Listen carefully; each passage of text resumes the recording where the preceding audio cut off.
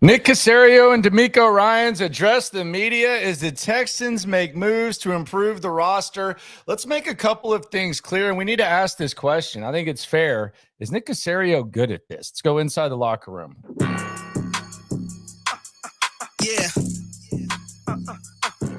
Yeah. It's the locker room on YouTube. You know what it is. Let's get it. Hey, locker room. Yeah, we in the locker room. Texas talk. Yeah, you know what we about to do. Localize every angle's what we really do. We the source. We the pulse of the city too. Landlocked. Got the game in the headlock. Localize every time. Can't stop. Won't stop. Yeah, we top two and we not too plugged in. Nick Caserio, DeMeco Ryans address the media. It leads to a couple of questions, including one that maybe has a little bit of gray area, but I think it can be asked. Is Nick Caserio a good general manager? How would you assess that? One word. Question of the day today. One word to describe Nick Caserio as general manager. Would it be good? Would it be bad? Would it be meh? Put that in the comments. Be sure to subscribe and like right along. Whether you're a Texans fan, whether you're not, you've come to the right place to get the pulse of what's going on with the Texans. I'm Landry Locker. You can hear me Monday through Friday, 10 to 2 Central on Sports Radio 610 and the Odyssey app. You can see me right here in the locker room, number one source for Texans daily digital content. And we heard from DeMeco Ryans. We heard from Nick Caserio today. Nick really didn't say a ton. There was something really interesting that Nick Caserio said that I'll play for you a little bit later on. But I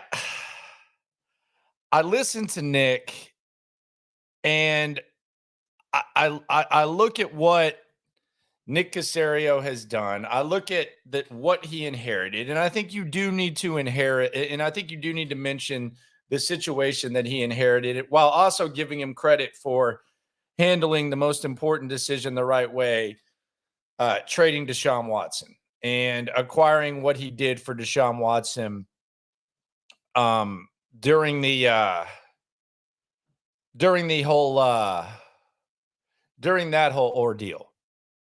So I get that, and we're getting questions. I'll hear from the people here. This is the one word people are using to describe Nick Caserio as general manager. Devin says he's mid. Max says he's meh. DRD says he's meh. Rob says he's limp. Jim says he's meh. JM says he's meh. We have another meh. We have Patriot South. We have mid good. We have aight. We have leaning bad. We have he'll be gone. Bland. So we have all that we have basically, for the most part, we have people saying that he's meh. And I think that's the right answer. I think it's either meh or bad. Because the one thing I can say about Nick Caserio, and I've followed Nick Caserio as close as anyone, there's nothing he's done that can make you say he's good. Now, can he be good? Maybe. But there's nothing that Nick Caserio has done where, if you're just judging him on what he's done and not having blind hope, where you can say that Nick Caserio is a good general manager. It can't happen. And hell, you could even say he's bad and he could end up being good. A few years into his head coaching tenure, Bill Belichick was not considered a good head coach. There have been plenty of general managers who've gotten off to rough starts and they ended up being good general managers. But of all those three, I just don't see how you can say that Nick Caserio was good. You can say he did a good job on the Deshaun Watson trade. Now, the pessimist or someone who's not a Caserio fan could say, well, okay, you just held off and didn't do anything. You could say they got out of salary cap hell. Okay, well, he was allowed to, and there was a certain level of patience. I don't hold the coaching hires against him. I actually think the Lovie Smith and the David Culley was fine. especially for where they were. And that goes back to the mess that he inherited. But if you look at the actual moves outside of the Watson move, what good moves has Nick Caserio made? Like what moves can we say that Nick Caserio made that were good? Now, we're bringing up the Deshaun Watson trade. And I think Sean has an interesting point. He'd be on the hot seat. I don't know whether he'd be on the hot seat or not, but so far in the Deshaun Watson trade, they found Dameon Pierce, and with the first-round pick, they drafted Kenyon Green. So they drafted Kenyon Green. That was one of the picks for Deshaun Watson. How's that one look right now? It doesn't look great. Now, I don't think a general manager should be fired for low-level trades, but you look at what some of the things that they've done and just some of the weird stuff. They traded up for Booker. He's gone after 1 year. They traded up for Wallow. Garrett Wallow, I guess he's back on the practice squad. They made a huge deal about Garrett Wallow. I'm like, my God, him and Easterby loved Garrett Wallow. They traded up and really, have you ever said Garrett Wallow needs more playing time at any point? I like Wallow. He's a good dude. But have you ever said that? No. They traded up for Nico Collins. Amon-Ra St. Brown went afterwards. I don't hold your draft picks. Like some people are saying, well, these draft picks from 2 years ago are getting, I don't hold that against you. But when you miss on first round picks and your aggressiveness leads you to do things that just you really look back and don't make a lot of sense of, I would say meh right now. That would be where I would put Nick Caserio. I'd say he's meh. I would also wonder out loud, I had Cal and Hannah McNair on the radio show. They said they were going to be more active in the coaching search this time around. Now, obviously, the POS wasn't a part of it. Jack Easterby. I wonder how much they had to do with DeMeco getting hired. Now, Nick and DeMeco seem to be working fine together, but I wonder how much they had to do with that.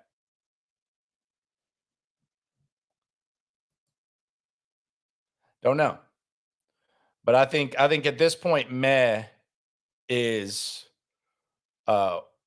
where we would go. It's easier for us to say he's mid, and I don't believe it's an easy job. DeMeco will have say so, them working on helping. Yes, I think that it is DeMeco Ryans' ship. DeMeco Ryans has a bigger shelf life. And here's the other thing that I think is, something that needs to be mentioned. The way that he handled the end of last season was the most idiotic thing I've ever seen in my life. And the Texans were getting mocked for it. And I know people were excited about CJ, and good for them. Good for CJ.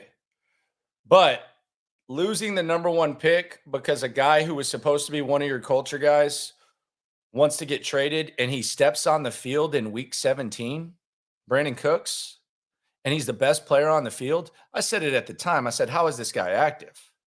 What is he doing out there? What he was doing was being the best player on your team that day and sticking it to you. And then he left town. And what'd you get for that when you held off from trading him at the deadline? You got a fifth? And you lost the number one overall pick. Because even if you think C.J. Stroud was the top guy, and I thought Bryce was, but even if you thought C.J. Stroud was the top guy, you still gave the Bears or the Panthers a chance to take that guy. That was one of the most idiotic things that I've seen anyone do. And, some people say, well, you can't hold players out. Well, he didn't show up for a week after Easterby left. What if Brandon Cooks tears his ACL? But what if Brandon Cooks gets hurt in that final game? Then all of a sudden you can't trade him. You don't have to sit there and tell a coach to lose. I don't expect you to do that. But let's not put Brandon Cooks on the field. I thought that was really moronic. Oh says, that's your opinion on Bryce. Okay, no duh. I don't have a parrot on my shoulder or anything like that. Yeah, that's my opinion. Yeah, no kidding. Thanks, Captain Obvious. Should tell me that it's going to be hot in Houston next. But is Nick Caserio a good GM? Seems like there's a lot of mid action going on when it comes to talking about Nick Caserio. The big news yesterday and one of the big talking points today was that Kenyon Green will spend the entire season on injured reserve. Now, there's something that I think we do need to make clear on this when it comes to the Kenyon Green thing. And we'll get to that in a sec. But first, let's hear Nick Caserio, because I thought this was a good answer from Nick Caserio. This was pretty candid from Nick on Kenyon Green. Here is General Manager Nick Caserio addressing the Kenyon Green situation. I would say specifically to Kenyon, it was just a matter of when, not if, this was going to happen. I'd say, and DeMeco made a comment the other day, he's proud of the player, proud of the kid for, let's say, mental and physical toughness that he showed. I think he was dealing with a lot of things physically. He was dealing with some things, I would say, on a personal level as well. And at some point, if a player is in a position that his condition or situation puts him at a disadvantage, it's not fair to the player, it's not fair to the team, and it's not fair to the individual. So in the end, this is, I'd say, in the game, it may have been exacerbated a little bit, but again, we knew in May this was a possibility. To his credit, he worked through it, and I'd say did the best he could with the situation that he was given. And in the end, we just felt for the betterment of the team and the player that this was the best decision. So he goes to injured reserve, get ready for the 2024 season. And the train keeps moving. That's the NFL. Like, nobody's going to feel sorry for where you are as a team. So it's unfortunate. It's one of the things that you have to deal with. We have to deal with it. Every team's got to deal with it. So it's kind of where we are. All right. So maybe they knew in May, maybe it was something they thought he could play through, but they knew in May. A lot of people kind of trying to make sense of that. Maybe that's why we saw Juice Scruggs getting a lot of guard reps. Regardless of all that, there's one thing. Hold on, just a quick timeout real quick. Mike Boone's back on the team. He got released and brought back. Let's Joey, you're going in timeout for that. Like that's enough of that, sir. Just 5 minutes, nose in corner. But the Kenyon Green thing is interesting, and I think it needs to be made clear. He didn't play well last year, and he wasn't playing awesome in camp this year. So, yeah, there's doom and gloom. But the reality is that it's not like they're going to be missing Laramie Tunsil or they're going to be missing Titus Howard. We don't even know if they're going to be missing a quality NFL starting caliber guard. So I know that, Nick Caserio is playing the next man up card, and that's a card that exists. That's a card that exists in the NFL, and it's probably going to exist at some point for the Texans. Hell, they might have to be without Titus Howard against Baltimore. But the reality is, like, it's always sucks when you miss a quality player, but we don't know if Kenyon Green was a quality player. So let's not act like this is just really bad luck. This is potentially bad drafting. This is a guy that needs to get it together in a magnitude of ways. So next man up, yeah, that's true. But it's not like you're having to replace someone that was a really, really, really good player. Now, TX fan since 02 asks an interesting question. That's a cool screen name, by the way, sir or ma'am. Why all the mystery about Kenyon, Nick? I have a couple of theories on this. Number one, I think it's a number of things. I think there's a lot of issues with Kenyon Green. And I don't say that disrespectfully. I just, the performance has been bad. I think the confidence is shook up. I don't think he's acted like the ultimate professional when it comes to coming in shape and stuff. And I think there's probably an injury too, where they're going to figure some stuff out. So I think it's a number of things. The other thing is, when you're going to stash someone on IR, I don't think you can just come out and say, well, he really needs some time to rest and get it together. And, we really don't feel comfortable putting him on the field. And, quite frankly, if he were a better player like a Laramie Tunsil or Titus Howard, there's a chance that we would just start him off on IR or something like that, and maybe or start him out on the pup list or something like that and try to bring him back. So when you're kind of, quote, stashing someone on IR, and obviously they didn't think he was that hurt. They had, I mean, come on. I mean, as much as they're praising him, I mean, you had his ass on the field against the second team the other day. I mean, I get that, it's not great, but you had his ass on the field 4 days ago. So you knew that this was a possibility in May. I know sometimes guys try to put surgeries off or whatever the hell they're going to say, but you had him out there. So I think part of it is you can't really just come out and say, I'm going to put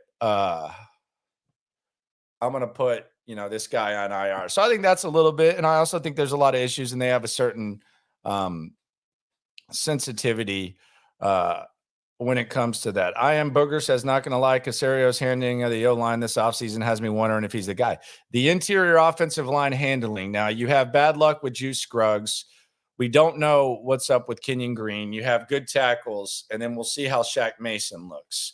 But, yeah, the interior O-line was going to be like the most short-term way to assess Nick Caserio. The lead says lots of uncertainty gathered around Nick Caserio, the GM. He is capable of errors. He has imperfections and is inaccurate despite the belief of Texans fans. I don't know. I don't think Texans fans really feel like passionately about Nick. I think there's some that would defend Nick Caserio, but I don't think, I don't think I can generalize all the Texans fans to being cohesive and synchronized in their thoughts of Caserio. Yes, so Boone, it was like some, I guess Aaron Wilson put it, roster gymnastics, cut, re-sign, come back type of thing. I don't know why. I don't pretend to be a cap guy. Texans cap at Texans cap, probably the first one there. But yes, Boone is there. Don't need to look at the website. Willis says he feels bad for Stroud having to run for his life this season. I mean, we'll see. We'll see how it looks. I don't know that he's going to have to run for his life. I think you can scheme your way around these types of things, and they have some tackle depth. They have Titus. They're going to get Juice back, you think, eventually, and we'll see how it goes with that whole thing. But I don't think he's going to have to run for his life anymore than he may have the whole time, which goes to what Leroy is saying. I don't think the whole offensive line is bad. I agree with that. I mean, I was, quite frankly, as bad as uncertain as you feel right now about the offensive line or whatever. Do you feel better if Kenyon Green were out there? My answer would probably be, I don't think so. No idea. I knew this was coming, man. Hold on, let me.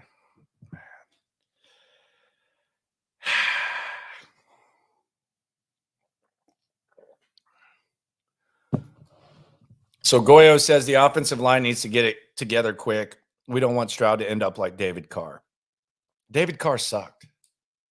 That's the biggest myth in Houston. I actually talked to McClain about this, and he finally admitted David Carr sucked.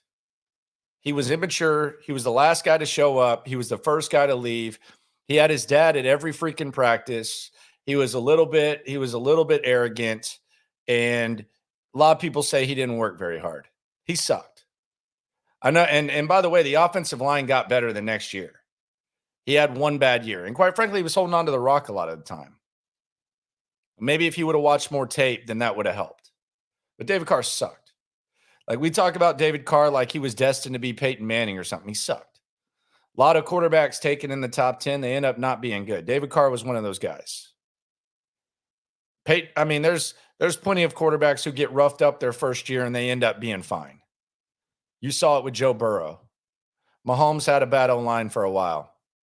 Troy Aikman got the crap beat out of him. There's plenty of guys. Let's just the biggest myth that needs to be squashed in H-Town is David Carr. He sucked. He was awful in many ways. He was trash.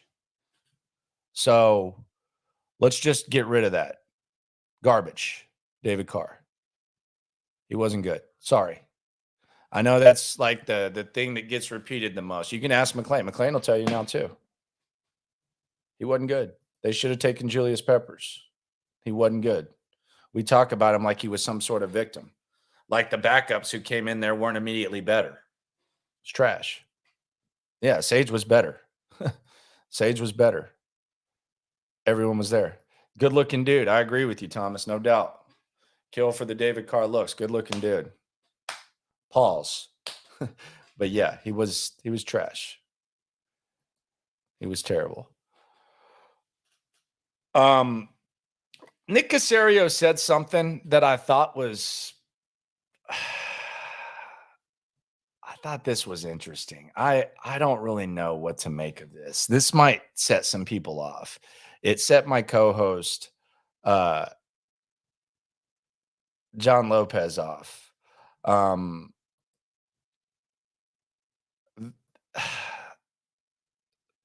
Listen to Nick Caserio talking about the situation the Texans are currently in. So he was asked about improving this year. And this was interesting to say the very least from Nick Caserio. We don't control what the record is, what we're going to be, what it's going to look like. All we can control is our attitude and our performance on a day-to-day basis. It's a process-driven league, and you just have to find ways just to continually improve and get better, I'd say, on a day-to-day, week-to-week basis. We don't control that. I mean, I get he's saying, we can only put players in position and stuff, but we don't control it. You sure as hell can impact it. And I was the biggest flag waver of process over results the last couple of years for sure. I didn't expect Nick Caserio to win a lot. But we don't control what? We don't control what the record is, what we're going to be, what it's going to look like. All we can control is our attitude and our performance on a day-to-day basis. It's a process-driven league, and you just have to find ways just to continually improve and get better, I'd say, on a day-to-day, week-to-week basis. Huh? I'm confused. So is that the same as process over results? Is that what we're saying there? I'm really confused by that.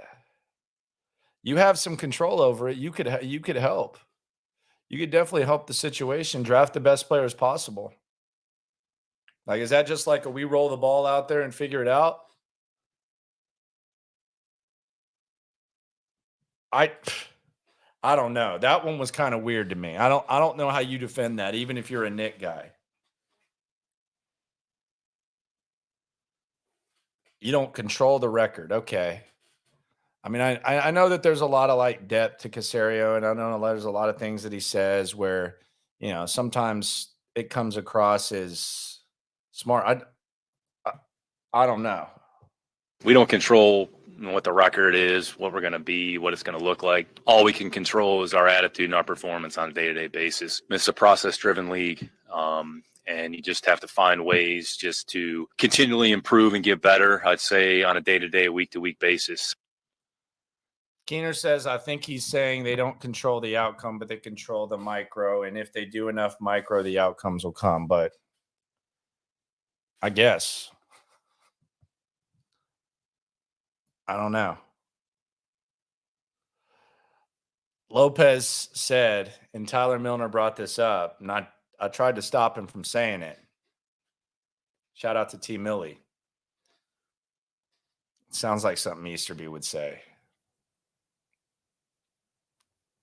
I wanted to push back on it. Just couldn't do it. Kind of does. Kind of does.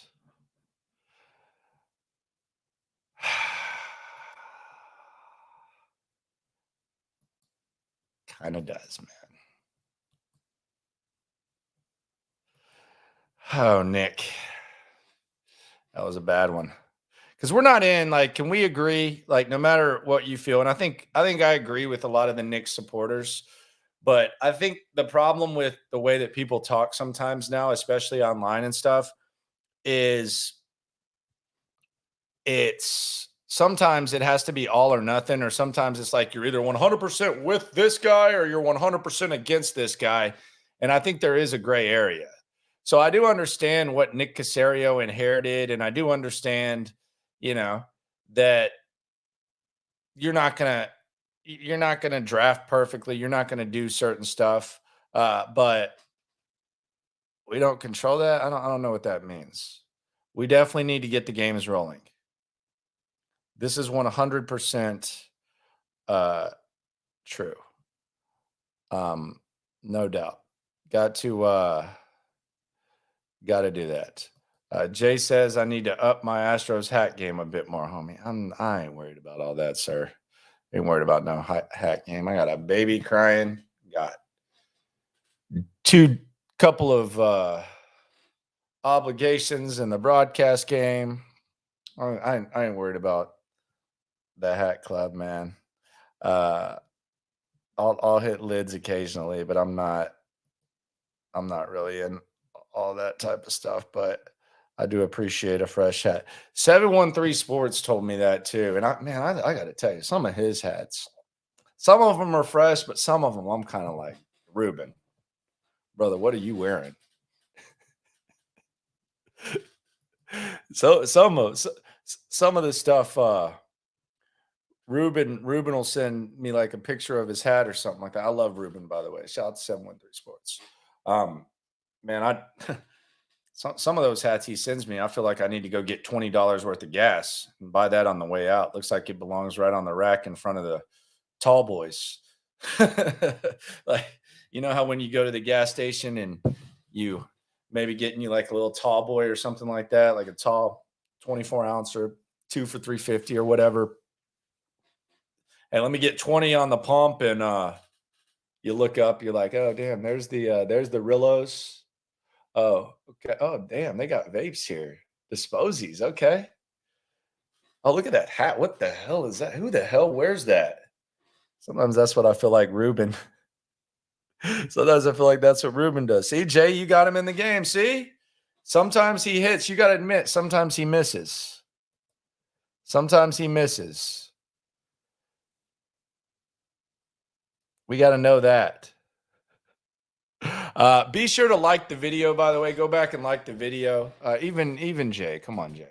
I know I'm just messing with your hat game thing. Like, subscribe, please. Right along. Let's get the likes up.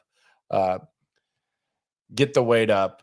So the other news with the Texans, the big news today, the Texans, they have added a offensive lineman and a defensive back.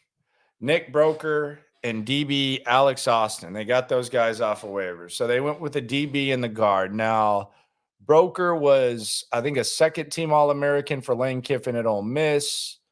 He comes from the Buffalo Bills. I did the Twitter scouting, and there were some mixed reviews. So I'm not going to go watch tape on Nick Broker. I'm sure there might be someone who would like to. That's not me. I just searched his name and saw what he has. So here's a little pro day action from him. Here we go. Okay, let's go.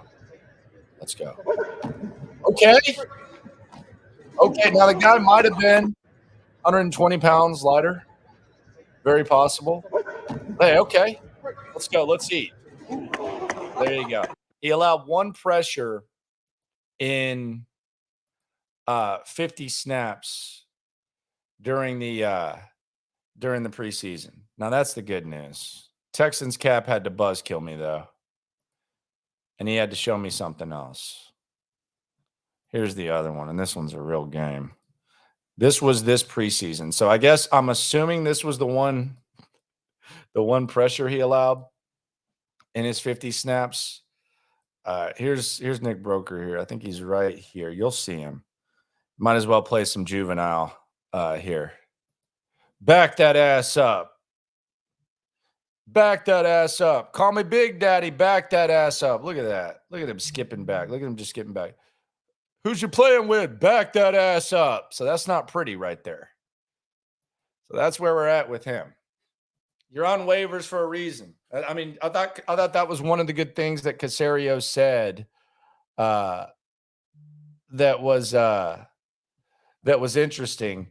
Is you're going to get players. It's a long shot that they'll end up contributing week 1, and they're on waivers for a reason. And you hope that maybe they can. You hope that maybe they can contribute down the line. So that's what you get. Now, could they find someone who's as good as Kenyon Green right now? Maybe. Yeah, sound the Debo music. Dun, dun, dun, dun, dun, dun. It's my bike, punk. So, yeah, we'll see. We'll see what they do with the O-line. I know that the other Green, Kendrick Green, he got to speak. There was some mean people in Pittsburgh. Some of the phone calls about him, those were rough.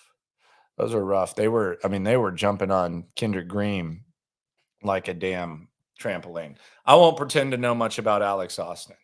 I could come on here and do like a lot of people do and look at his Wikipedia page and then give you the full 411 on him like I've known everything about him. Let me do that real quick. I'll just cram. I'll do what a lot of people do with this.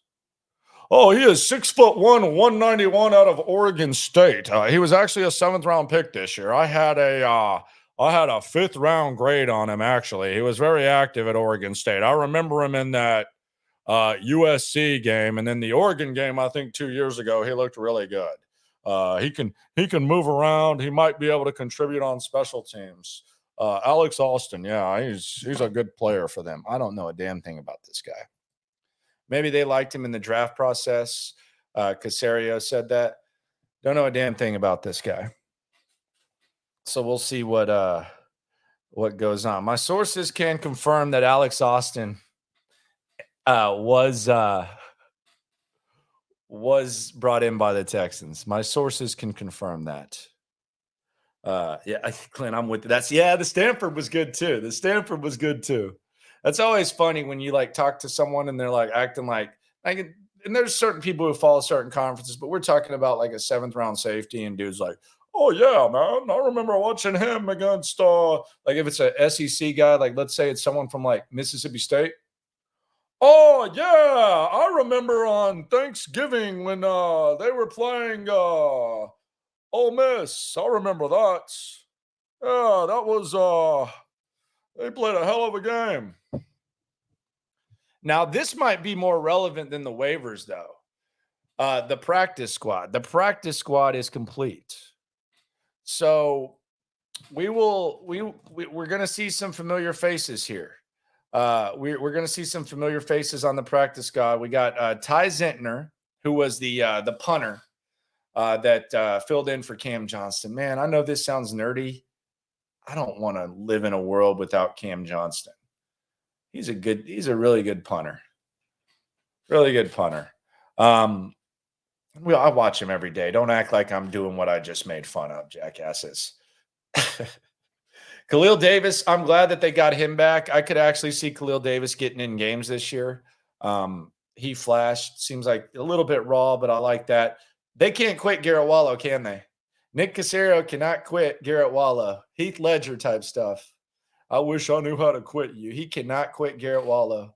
Man, him and Jack Easterby, I went back and played some of the audio of the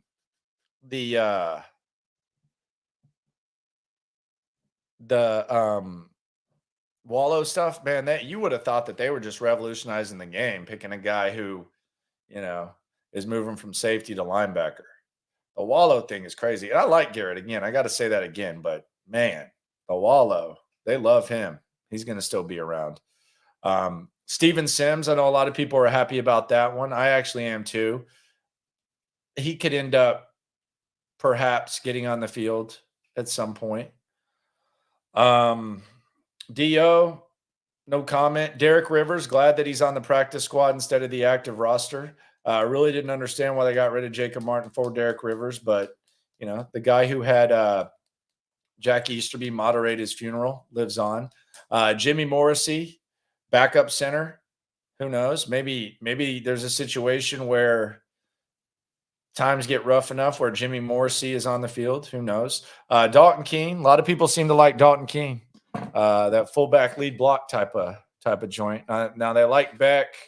They'll use the tight ends, but who knows what happens with Dalton Keene.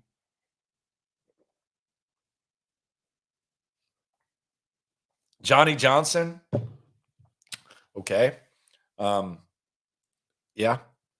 Austin Deculus, please stay on the practice squad. No disrespect to you, man. Keep getting a check and doing your thing.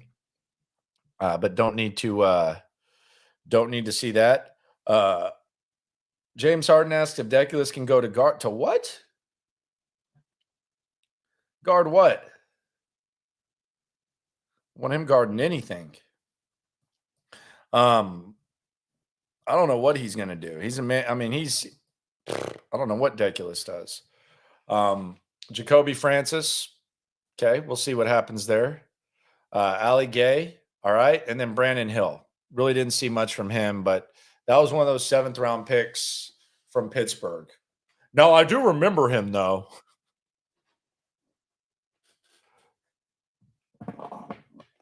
Oh, I remember him in the West Virginia game. Remember that one. Brandon Hill. Yeah, of course, man. That guy could run. Hell of a ball player. But, yeah, that's your practice squad. I do want to just make sure that this is the number one thing I wanted to get across. Let's kind of reel it in when it comes to this Kenyon Green thing. And it comes to this Texans interior offensive line thing. They're not replacing their best players. So these aren't like significant injuries. They might not be minor, but they're not significant injuries. So let's just be clear.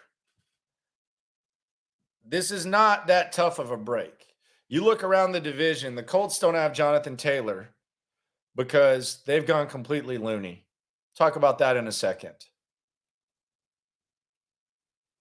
The Jags are going to be without their starting left tackle for the first 4 games of the season, including week 3 against the Texans.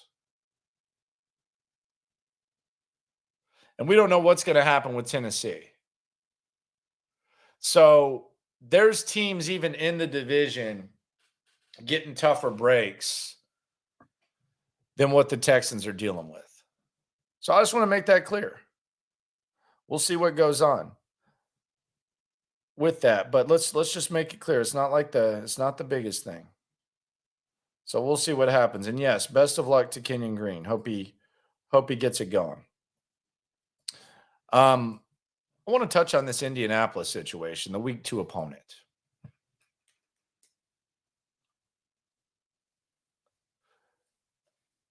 I think Chris Ballard has gone bat bleep crazy. We talked about Nick Caserio and whether he's a good GM or not. I think there was a time where Chris Ballard was a good GM. But you know how like in life, sometimes when someone hangs around with someone for long enough, they start becoming them, even if they were just the furthest thing away from that for a long time. I think Chris Ballard's turning into Jim Irsay. I mean, Chris Ballard might be losing his damn mind. Seriously. He might be losing his damn mind. Did you see what he said about Jonathan Taylor and if that halts the development of Anthony Richardson? He asked a rhetorical question. Did that halt the development of Andrew Luck? Now, the body language, it seems like he was really being serious. Because Andrew Luck probably could have used a good running back. He could have used a good offensive line. Oh, by the way, he retired at the age of 29. They did like a whole 6-podcast series. I think Zach Kiefer did a whole 6-podcast series on The Athletic about the things, how much they effed up Andrew Luck and the running back was one of the things mentioned. How stupid do you have to be with the way that they've handled this Jonathan Taylor situation? I make the argument that if Jim Irsay had never said anything online, I don't think it gets as bad.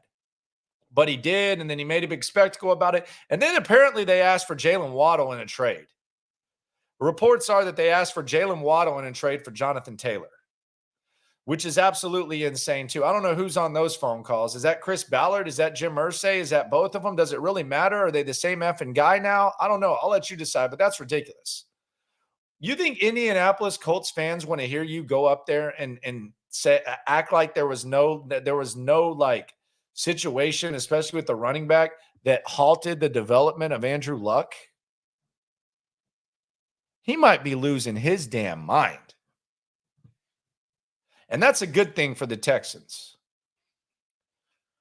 because the Colts don't get talked about enough as one of the NFL's biggest jokes. And a lot of the reason is because they had Peyton Manning for that extended period of time, and for a little bit they had Andrew Luck.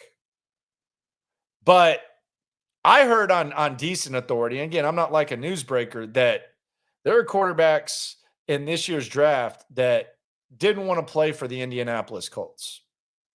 One of them might be playing here. That the Texans were never on the list of, I don't want to play here, but another team in the AFC South was.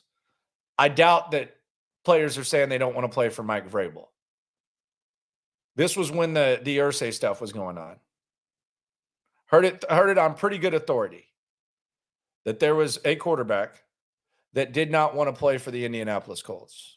We also saw DeMeco Ryans decide not to take the interview with the Indianapolis Colts.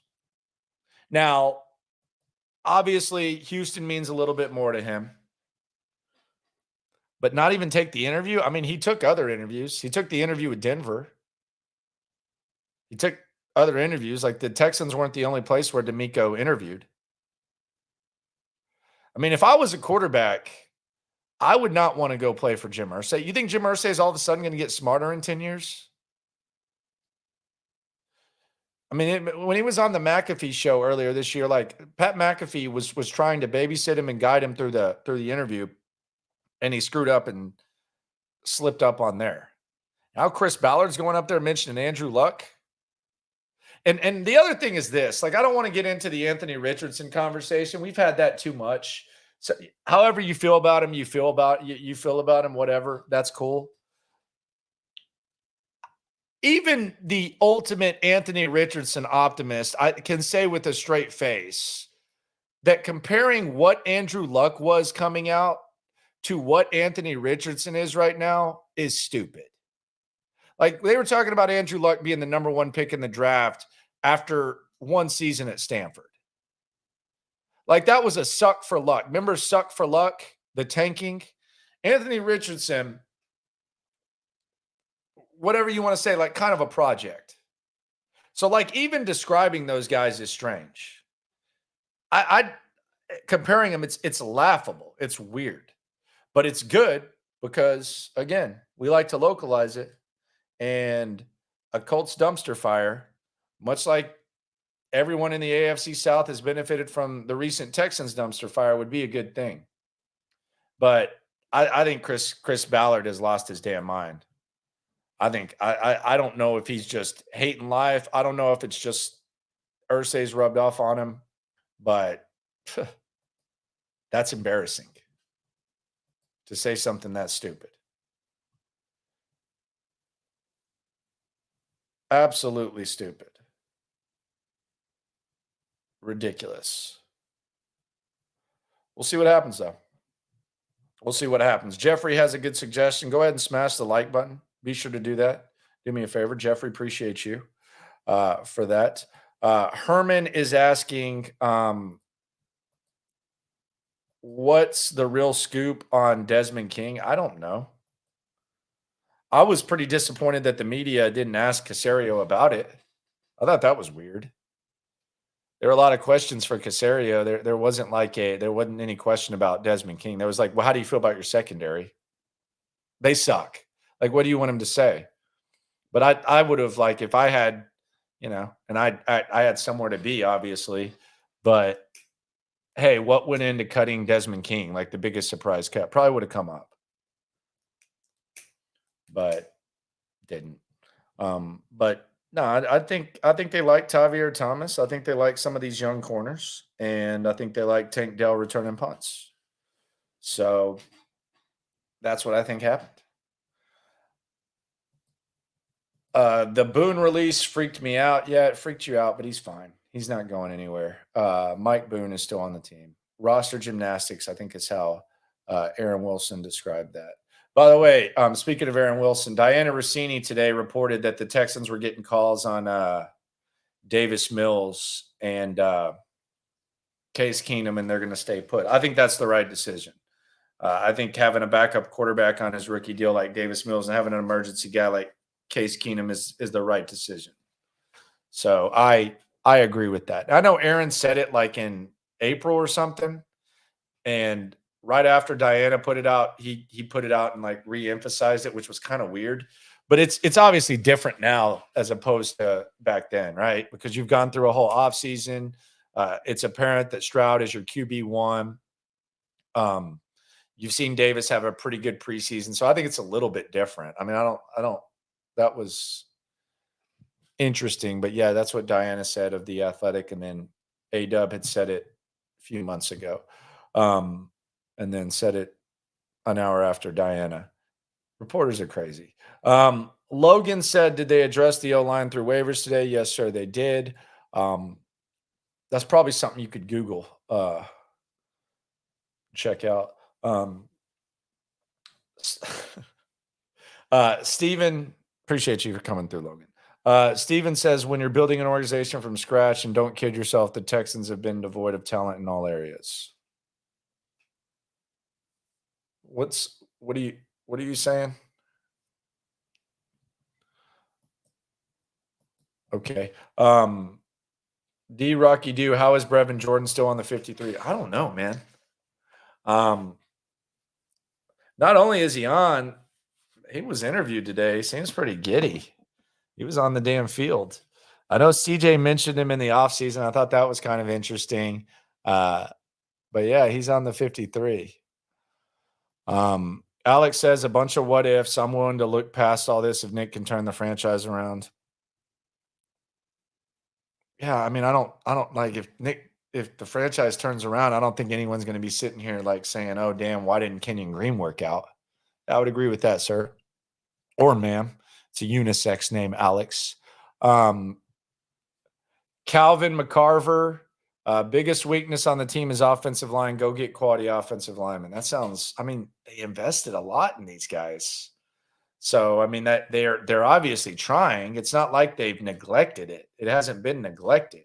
But I can promise you, if it were as easy as, hey, we're going to go get quality offensive linemen, then they would do it. Question is, are they capable of it? And is it even possible at this point in the process? Russell T says it's weird how Caserio handles drafts. Seems to move picks for guys he doesn't need to move to get. This is based on draft experts before a day, and they're not always right, I guess. I'm with you. A lot of times it seems like there's trade-ups that you wonder, like, would that guy have been there anyways? And I'm with you. Like, it's not like the most damaging thing, like when you trade, a couple picks to go and get Wallow, and you trade and get Booker and stuff. But I do find myself, and I'm looking at the same stuff you are. Like, I'm using the same draft coverage that you are. I sometimes do like ask myself, hey, did they really need to do that? Was that necessary? I find myself asking that myself too. Blake Warren, damn, we're going to gamble here. Texans team total for week 1 is 16.5. I would take the over.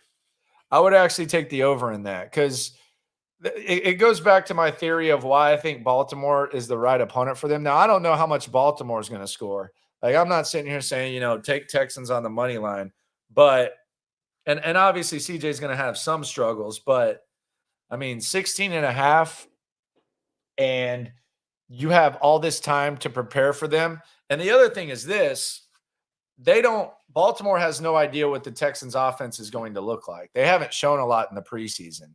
I mean, they're going to make CJ Stroud uncomfortable. They're going to know how to disguise blitzes, and they're going to know how to bring the heat and all that type of stuff. So there's going to be some confusion, but they don't completely know like the tendencies. Now, maybe they just need to line up in the middle and push that interior offensive line back, but they don't know. And on the flip side, the Texans know what Baltimore's defense is.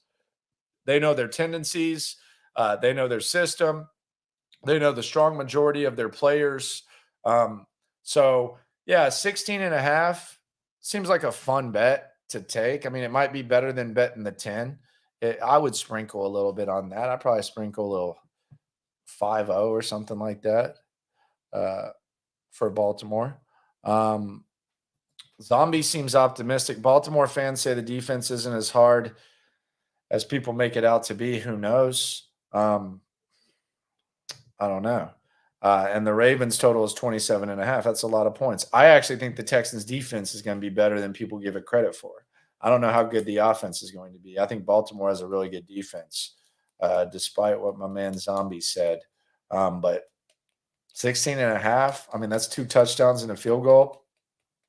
I would take it for sure. That would be my my go-to. Joe says we win in week 1. All right. We will see how that goes. Appreciate everyone for coming through. Nick Caserio, DeMeco Ryans address the people. Nick Caserio says something kind of weird, something kind of insightful when it comes to Kenyon Green. The majority seem to think he's meh, or as the kids say, mid, and when it comes to being a GM. So that's where we are there. Also, Texans practice squad is set. Texans add a couple of waiver wire guys, and we'll see how that goes. That's kind of the ultimate crapshoot. Appreciate everyone for coming through. Do me a favor, go back and subscribe right along. Tomorrow I'm going to put out a Caserio video, probably sometime in the afternoon, kind of like a smaller version of this discussion, maybe go a little bit more in depth on it, give some of the feedback. But I appreciate you for coming through. Do me a favor and download the Odyssey app, 10 to 2 Central Sports Radio 610. Usually we get a Texans player on Thursday. They actually have the rest of the week off. So we will resume Thursday interviews every week on In the Loop, Sports Radio 610, straight off the practice field. Number 1 source for radio entertainment. This is number 1 source for digital entertainment. But this week they got the day off. And then it's going to be on to Baltimore. I can't believe it, man. We're, 8 days away from the start of the NFL season and 11 days away from Baltimore, man. It's been a long-ass offseason. But you guys know I've kept it consistent. I've kept it consistent for you. I've been here all the time, keeping the videos going. We're almost approaching a year. I think we're trying to get to 1.5 million views. I got 5,000 whatever subscribers. So appreciate you for coming through. This is the best place for Texans digital entertainment. The excitement's picking up. And no matter what happens, folks, when it comes to this Texan stuff, we are all in this together. Y'all have a good night. And by the way, if you haven't heard yet, according to Nick Caserio, we can't control whether we win or lose. Localize every angle's what we really do. We the source, we the pulse of the city too. Landlocked, got the game in the headlock. Localize every time, can't stop, won't stop. Yeah, we top 2 and we not too. Plugged in daily digital on YouTube. We got taste for days, opinions to give, we got takeaways. If it's up, then it's up, we number 1. You don't need to try your luck. Locker room, yeah, we in the locker room. Texas talk, yeah, you know what we about to do. Localize every angle's what we really do. We the source, we the pulse of the city too.